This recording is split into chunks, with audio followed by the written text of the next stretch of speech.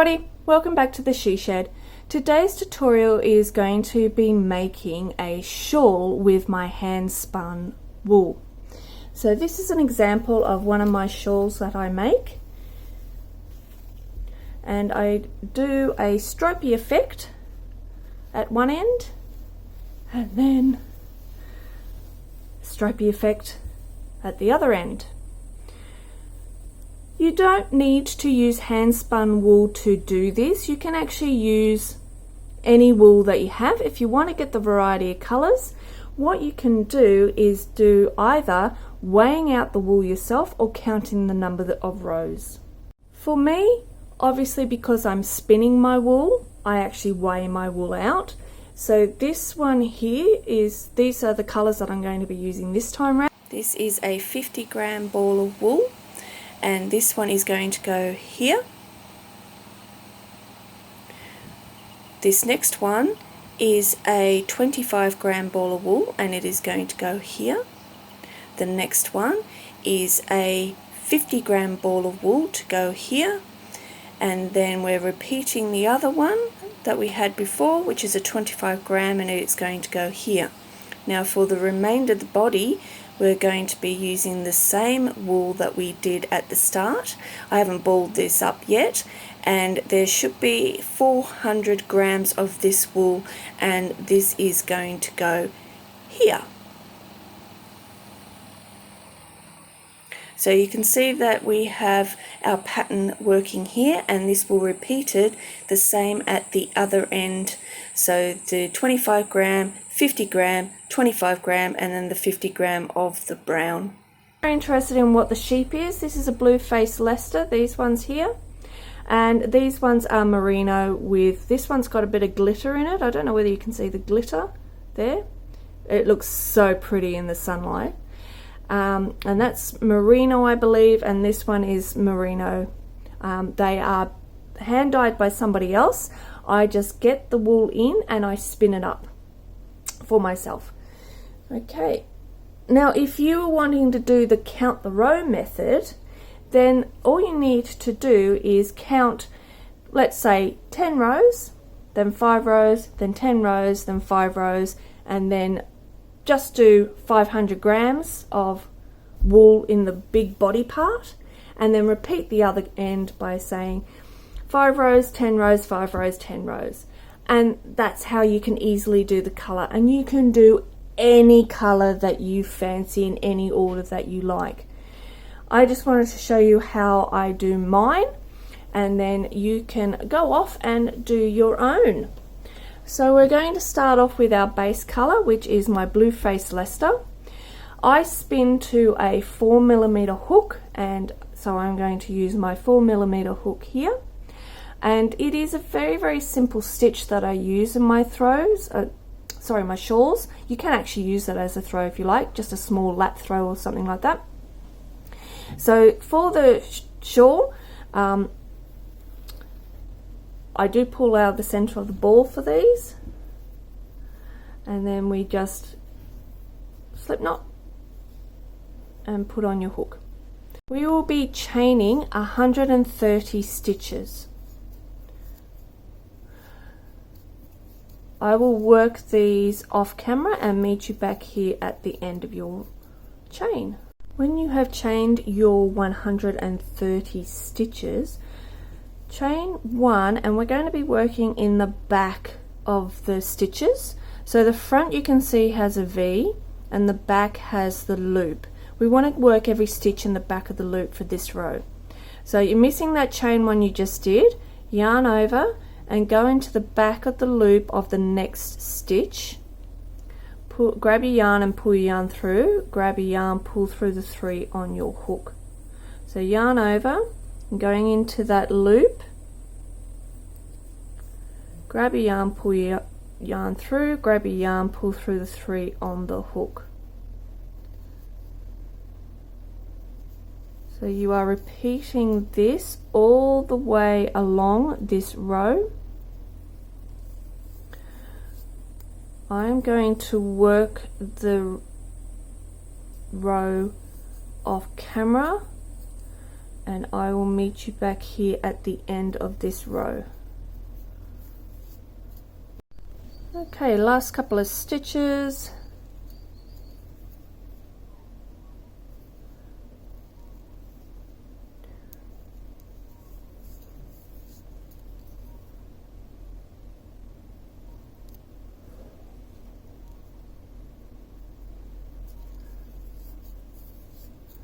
And then chain one and turn.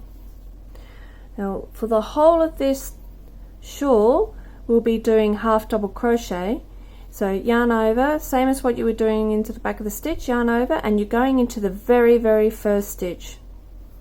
In there, grab your yarn, pull it through, grab your yarn, pull through the three. Yarn over into the stitch, grab your yarn, pull it through, grab your yarn, pull through the three.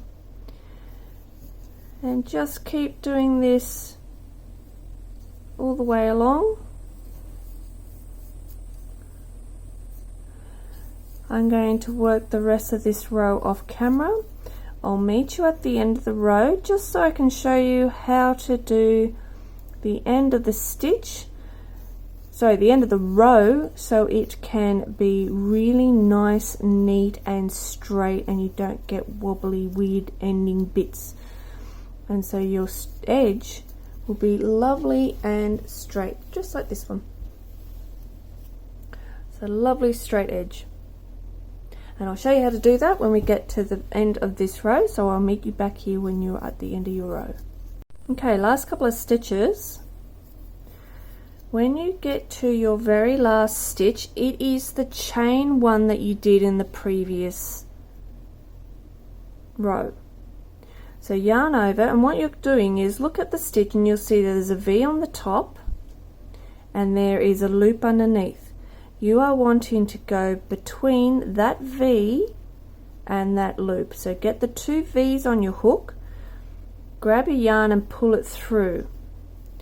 Then grab your yarn, pull it through the three on your hook.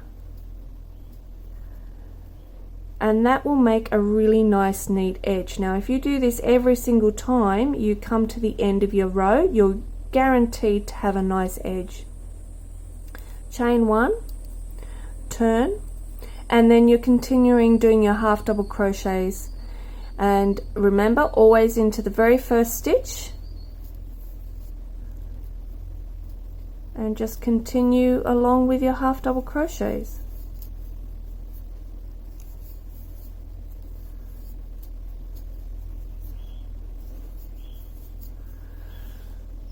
I'm going to finish off my ball of yarn and meet you back here to the color change. Okay, so when you finish your first color, it should be a band like that. Grab your second ball, do a slip knot,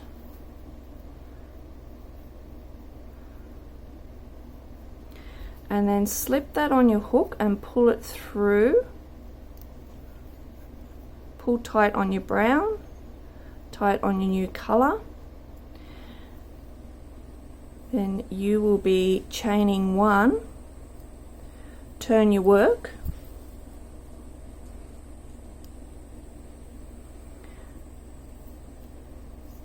and you continue with your half double crochets until you finish that ball, or if you are doing it via the number of rows, until you finish your required number of rows.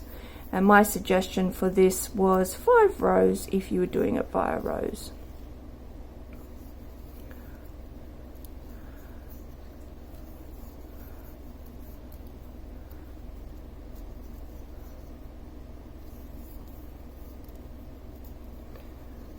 Okay, so I'm going to leave you to finish that color, and I will meet you back here once you've finished your block of this color. Okie dokie, so finished that color. How pretty does that look? I don't know whether you can see the sparkles in that, but that is really pretty. Okay, cut off, only had a little bit left, and then the new ball.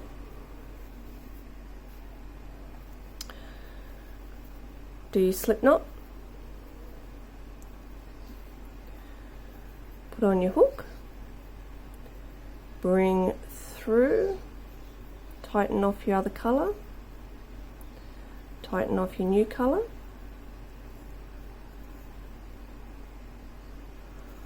chain one,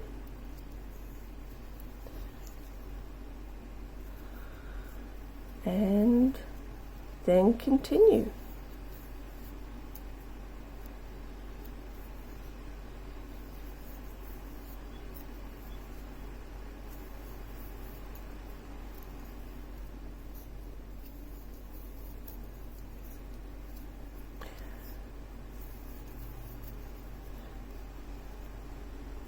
Now continue until your ball has run out, or if you are doing it via rows, I'd say around about 10 rows.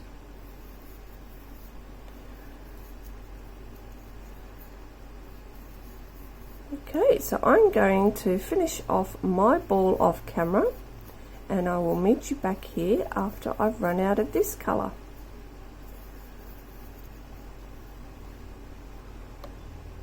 Okie dokie, I've come to the end of this ball and I've only got a little bit left. Time to join the next one, but look at the colours, so pretty. So my next ball is going to be this colour, slip knot,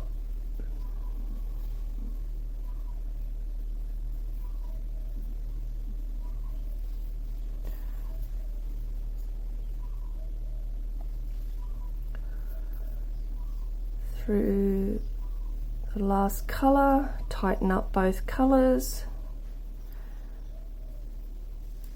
chain one,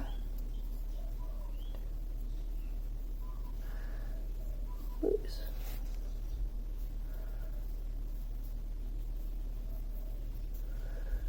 turn your work, and we continue.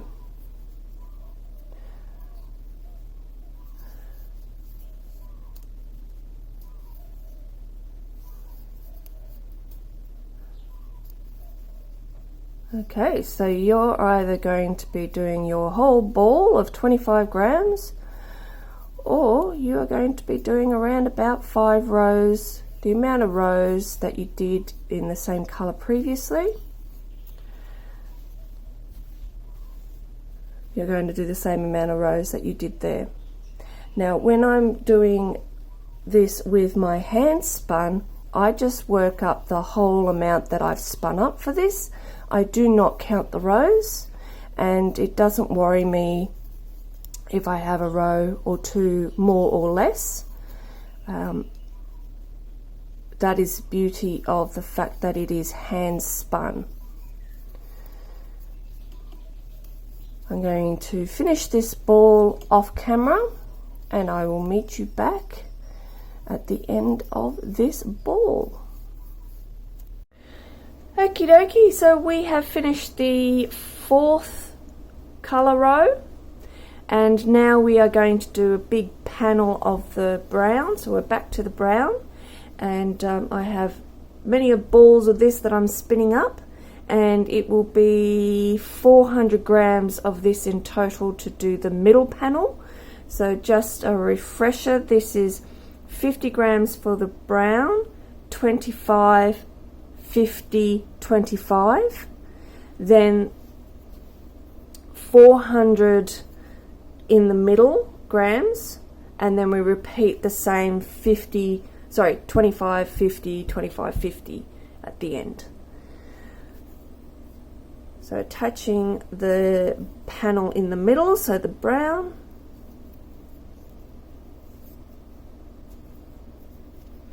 grab your brown, do a slip knot, put it on your hook, bring it through, tighten off the purple, and now tighten off the brown,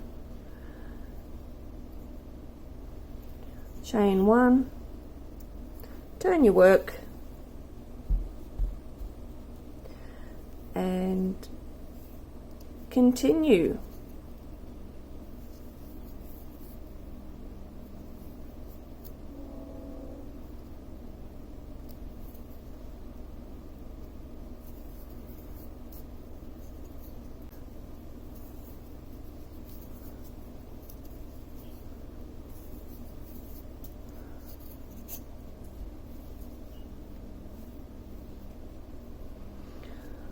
Okay, well, I'm going to leave you there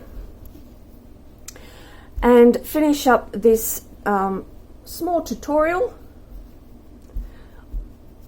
like this.